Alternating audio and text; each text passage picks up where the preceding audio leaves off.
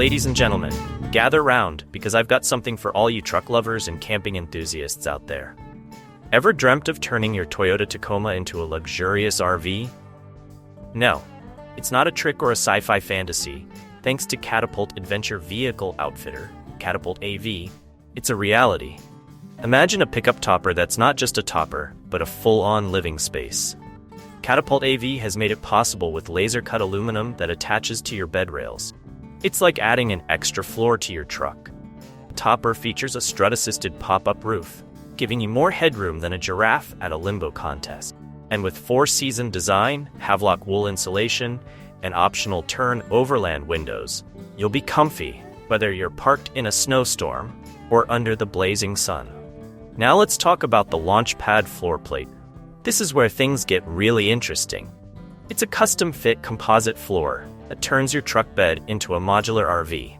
Picture it, a slide-mounted refrigerator right by the tailgate, perfect for chilling drinks and keeping snacks within arm's reach.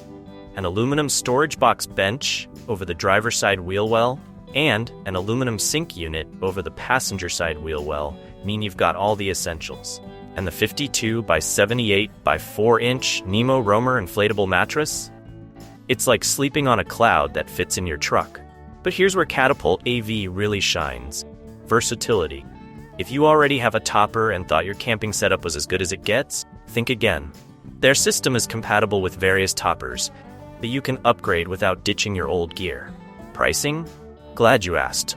The Launchpad floor starts at $1,025 and weighs 28 pounds. The launch topper starts at $12,300 and weighs a hefty 345 pounds. But think of it as investing in your comfort on wheels. So next time you're racing against sunset to set up your tent, remember Catapult AV's wedge topper and Launchpad floor. You'll be popping open the roof and jumping into bed with ease, while the tent campers are still fumbling with poles and stakes.